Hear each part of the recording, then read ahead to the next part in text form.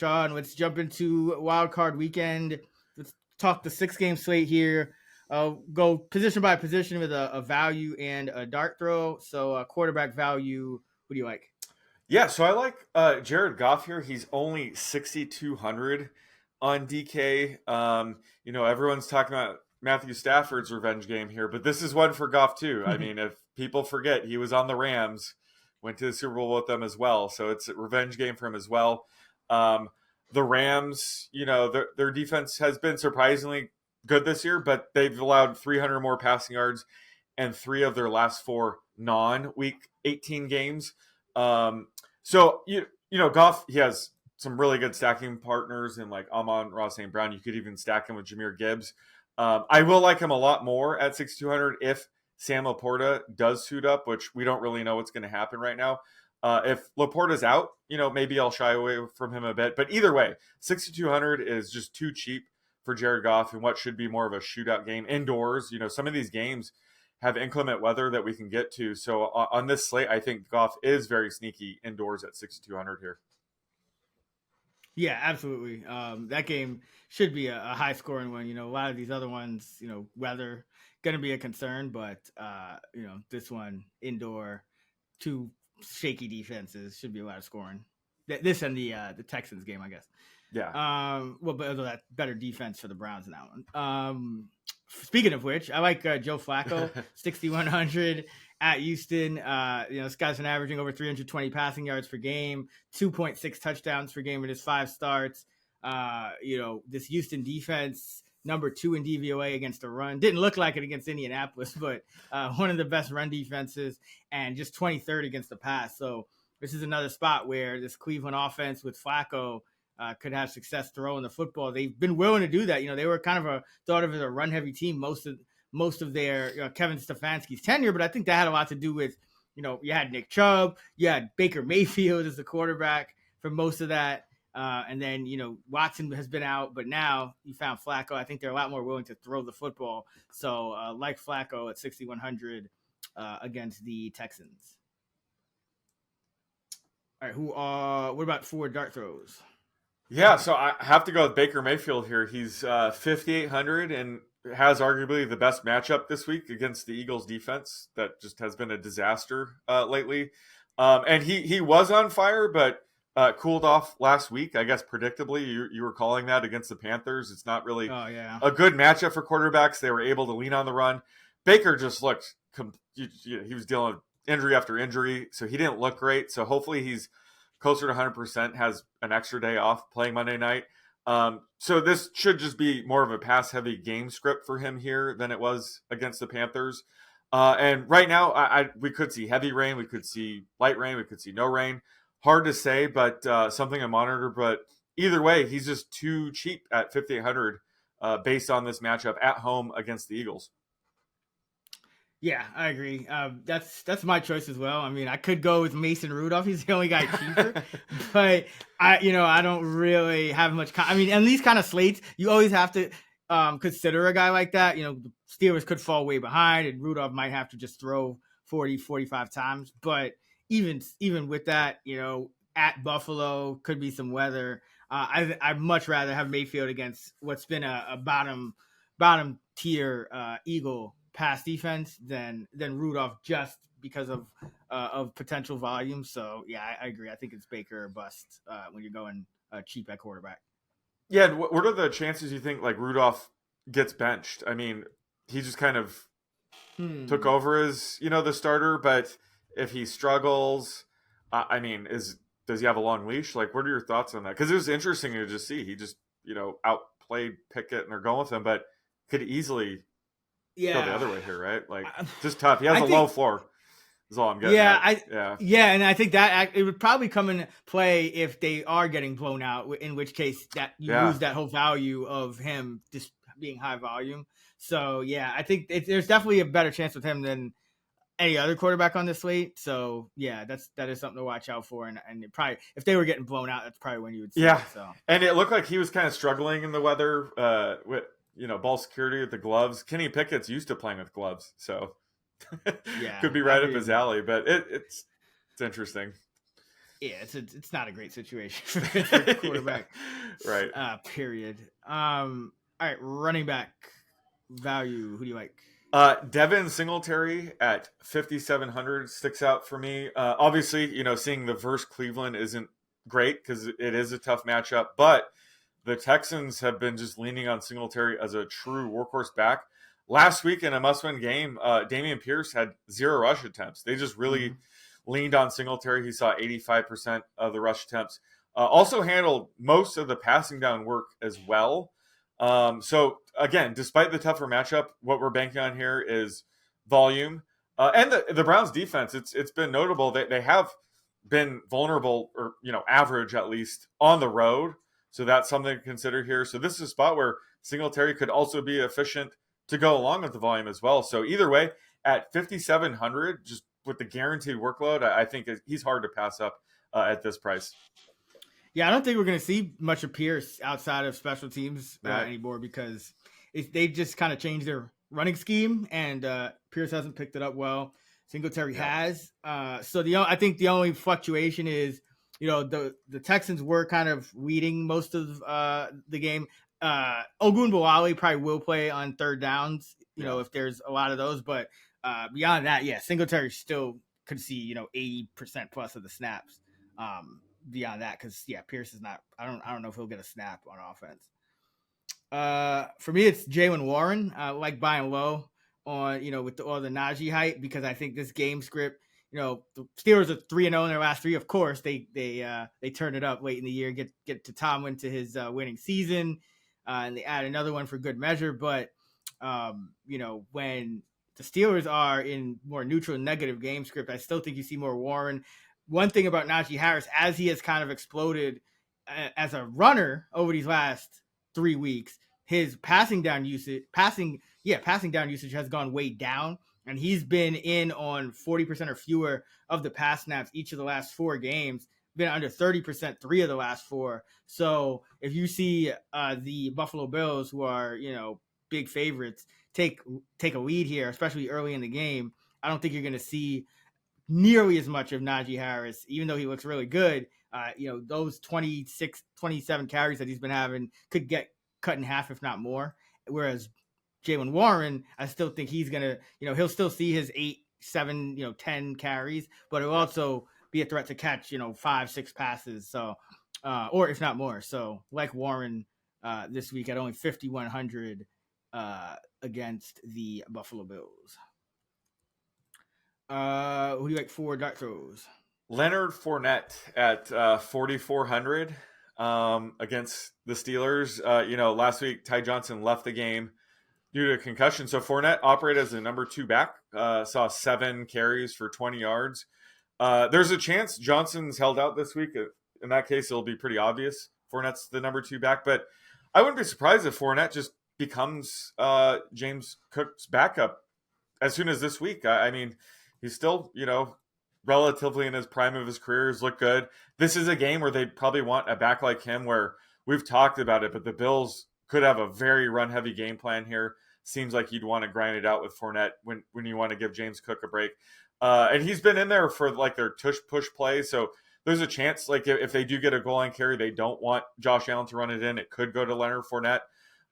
So it's just a game where, there could be enough volume for someone like Fournette to get 10-plus touches here. And I think at 4,400 in a smaller slate like this, he's well worth the flyer, because I think he does have a wide range of outcomes. And we'll have to monitor Ty Johnson's status, but I think at 4,400 he does have a high enough ceiling to take a few flyers on him. Yeah, playoff Lenny. This is what that's like live. I didn't even think of that. It's playoff Lenny. Yeah. I mean, James Cook is a lot better than, who was it? Ronald Jones. That's who he was. Ronald Jones. Yeah. Oh man. But this is. I'm sure. Like if they're looking for a back that they trust, it would be Fournette over Johnson anyway. So yeah. For me, it's Kareem Hunt. He's always, I think, a fun dart throw, just because he's getting like 10 touches a game. That's what he's averaging since joining the Browns. A little more if you remove last week 18. And he scored a touchdown in 9. He scored 9 touchdowns. So he's averaging over half a touchdown per game. not going to give you much in terms of the efficiency, but if they are in scoring position or if they have a lead, Hunt could push for 15 touches and a touchdown. He's 4,700 on DK. And he actually did get 4 targets in the game against Houston a couple weeks ago. Now, he didn't do much with them, but, he does have the potential to see some work in the passing game as well. So Kareem Hunt, like him, just kind of sneaky. It's not sexy, doesn't really stand out. But he's cheaper than even a guy like Chase Edmonds, who I think, he's much more valuable than. So like Kareem Hunt at 4,700. Yeah, I like it. And Pierre Strong had to leave the game last week, and he's been kind of eating into Kareem Hunt's usage a bit. So if he's out, which wouldn't shock me, that's just going to lead to more touches for Hunt as well. All right, wide receiver, who you like for value? Gotta go with Demarcus Robinson here at 3,600. I mean, I was talking about on our projections pod, I was just looking at his underlying metrics the past several games, and I thought I was looking at Puka Nacua, and I was shocked. I was actually looking at Demarcus Robinson. So he's the clear number 3 target in this offense.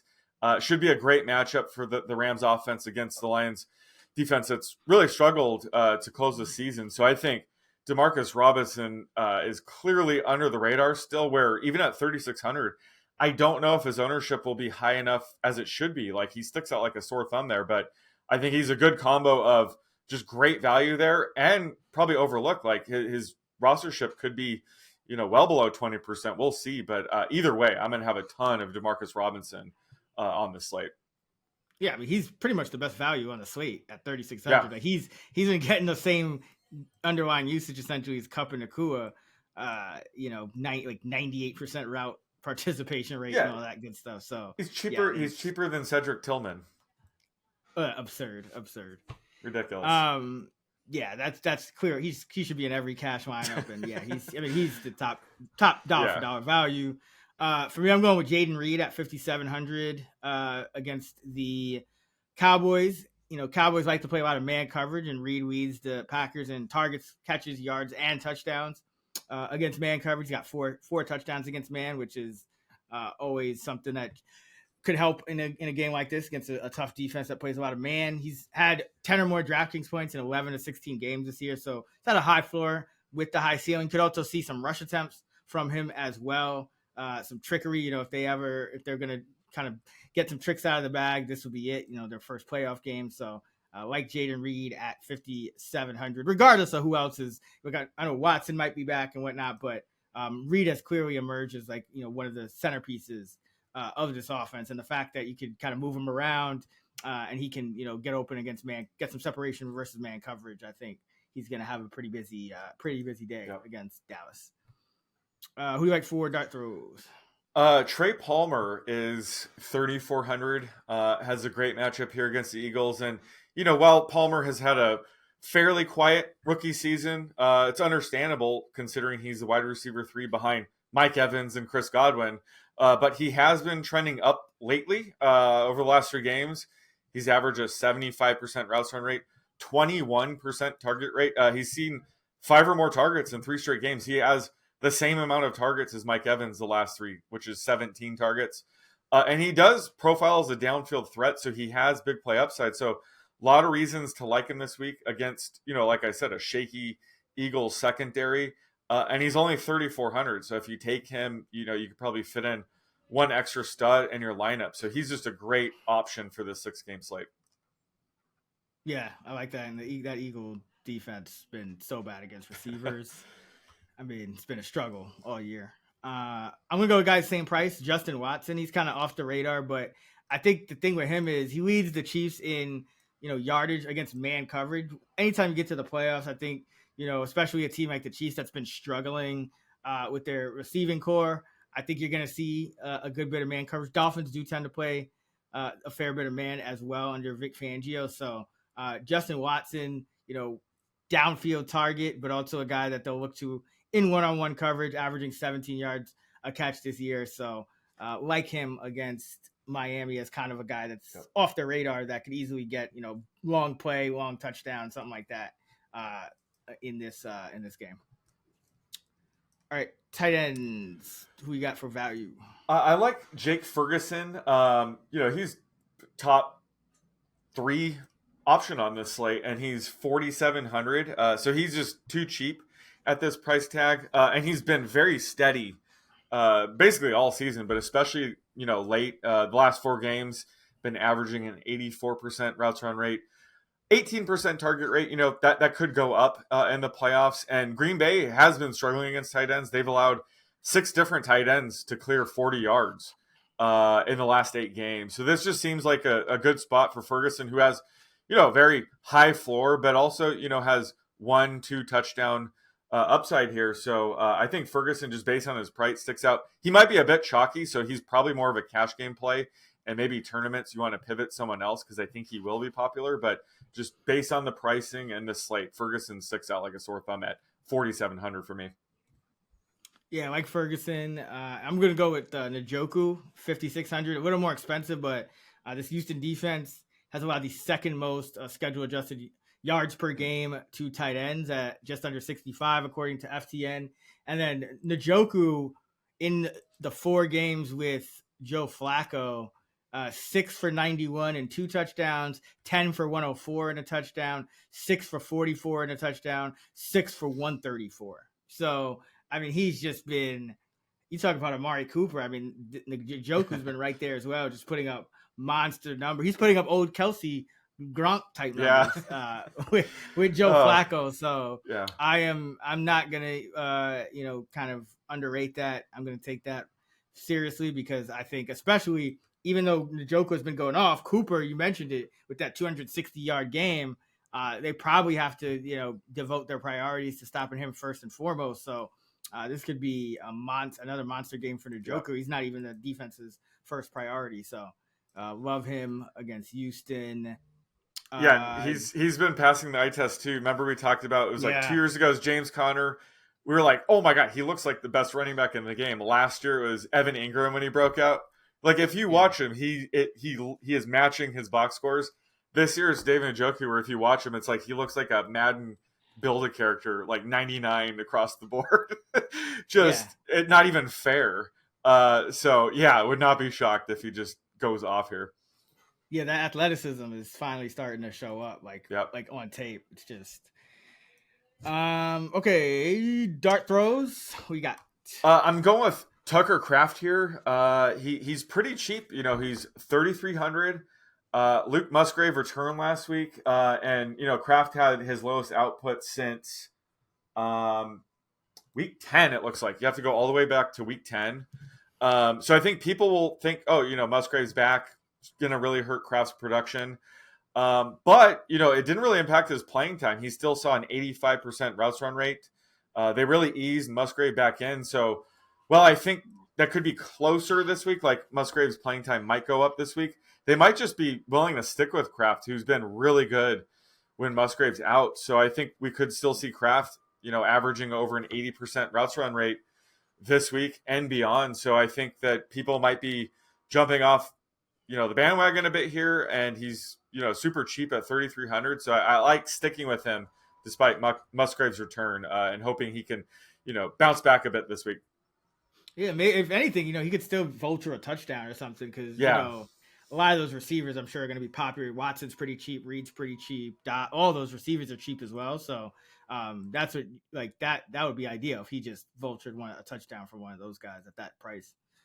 For me, I'm going Cade Otton. I talked about him on our player projection pod, but I think on the slate like this, there's a lot of tight ends that are sexier than Cade Otton, but he's running a route pretty much every single drop back, 97% or more, 3 of the last 6, consistently over 90% of the pass snaps on the field for Otton. And this Philadelphia defense, 28th in DVOA against tight ends. So we know they've been having issues at linebacker and all that. So this is a spot where I think Otton could be productive, and you get some leverage here. And also, over half of his targets and all 4 of his touchdowns have come when trailing. So this is the playoffs. The Eagles, they were the defending NFC champs. They might be in some trouble here, but you do expect them to at least be able to beat, like, the NFC South team in the opening round. So probably see some negative game script for the Bucs as well. So that also helps Otton. So like him at 3,100 against the Eagles. All right, let's build a DK lineup. I'll take the Chiefs D at 2,900. Oh my god. Got to. I Well, gotta get the Chiefs D already. I'll remember that next week. You had first pick this week because I'm gonna look at your Chiefs defense. Yeah, gotta always get those onesie positions out of the way. Yeah, they're the cheap or the like third, fourth cheap. They're cheap this week. Yeah, they're cheapest favorite. Cheapest favorite. Yeah, yeah. Well, I'm gonna have to take my boy Demarcus Robinson. I think you even said he's the clear best value. Best value on the slate by far. Yeah, let's go with Robinson at 3,600. Just absolutely ridiculous. All right, I gotta go my guy Flacco here at 6,100 at QB. Damn, this has got a lot of good options this week. I'm learning. All right. Yeah, let's go Devin Singletary at 5,700. All right, I'll take my guy Njoku at tight end, 5,600. Smart. All right, I'll hold off on tight. I guess I'll wait to see how much money I have. I always gotta get. That's my strategy now. That's my strategy. Yeah, the ones. There you go. Good call. God, there are so many. Well, okay. First of all, let's block your Flacco by taking Amari Cooper at 6. Let's do that. I can't let you get the stack. Okay. Okay. Let's see. I'll go Jaden Reed at wide receiver, 5,700. Yeah, I was kicking myself not spending up for CeeDee Lamb last week. Let's go with him this week. I have him like 5 points higher than Tyreek Hill. So yeah, I could. Yeah, with the weather and everything. Yeah, I'll spend up to get him at 9K. Another indoor game. I think there's 3 games indoors. Yeah, this week. yeah, that. Okay. Yeah, I forgot to mention that's huge. Yeah. All right, I'll take Jaylen Warren at 5,100. I think it's going to be his type of game script wise. So get on top of that now.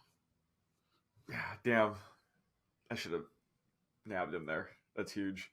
Yeah, there aren't like a lot of good cheap options at running back, so probably have to spend more than 5K on both running backs. Well, I'm gonna go with my defense here. I almost thought, compare. Let's go with Bills defense. I almost thought, I'm stacking them with Devin Singletary, and I forgot he's on a completely different team this year. But yeah, they're only 3,500. They're facing Rudolph to start the game, who was a sack or interception waiting to happen last week. So I like them there at this price. Yeah. Don't mind them at all. So 5,300 remaining for quarterback, running back, tight end, and flex. I got 6,150 running back, 2 wide receivers flex. Let's spend up a little bit. Let's go Kyron at 7,300 at running back.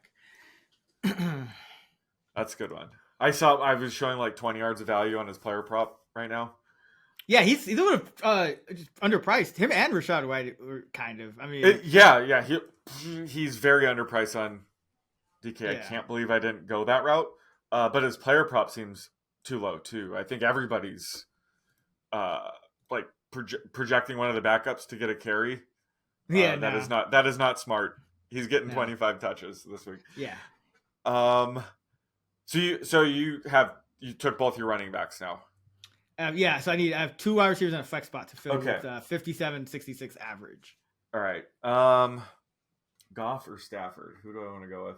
I will go with Stafford at 6,500. All right. So every Kyron rushing touchdown is going to kill me. Right. I mean, you got Robinson too, so you're. Oh yeah, nice little stack there. Yep. You like that? I'll go with Puka at 7,200. Nice. So if I take, let's see. Yeah, I'll go with Ferguson as my tight end at 4,700. Let's go with Rashee Rice at my wide receiver 3, 6,600. Should be good to go. I know he's got the questionable tag, but yeah. He's been balling. Number 1 target in KC these days. Yep, I almost went with him.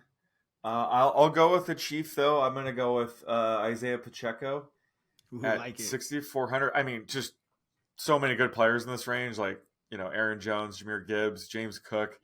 I think Devon Achane and Mostert being in this price range. Obviously, they have a high ceiling, but it's just tough to get behind either back if they're both healthy. Yeah. So I just think in that range, it's like Pacheco, Jones, Gibbs, Cook. Can't go wrong with any of those guys right now. All right, so I'm gonna go cheap for the flex. I got 3,500, and I'm gonna go. Let's go Khalil Shakir at 3,400. I'm gonna go with him because I think you have a little bit of upside if Gabe Davis isn't 100%, but Yeah. Also he's kind of he's had these like big games and big plays, even with them kind of going back to more of a 2 tight end look. So yeah, I'll go with him for some kind of. It was between him, Watson, Higbee. I don't know if he's gonna play. Jameson Williams, I think he's gonna play, but not sure. But yeah, let's go with Shakir. I like the big play potential here. Yeah, I like that call. I didn't factor in like if Gabe is out, his projection will only go up. I thought you were going to go with him or Trey Palmer, and I was just going to take whoever you didn't take. But since I have 3,800, and since I gave out Palmer as a dart throw, let's just go with Trey Palmer. Yeah, I thought about him too. All right, so let's recap who you got. So I have Matthew Stafford. At running back, I have Devin Singletary, Isaiah Pacheco. At wide receiver, I have Demarcus Robinson, Amari Cooper, CeeDee Lamb. And at tight end, I went with Jake Ferguson. For my flex, I went with Trey Palmer. And for defense, I went with the Bills facing the Steelers at 3,500. So I have $400 left over. All right, I have Flacco at quarterback, 6,100 at Houston. Jaylen Warren at running back, 5,100 at Buffalo. Kyron Williams, 7,300 at running back at Detroit. Wide receivers, Rashee Rice, 6,600 against Miami. Puka Nacua, 7,200 at Detroit. And Jaden Reed, 5,700 at Dallas. My tight end, Njoku, 5,600 at Houston as well. And then Shakir in the flex at 3,400. Chiefs defense at 2,900. Cheapest favorite at home against Miami.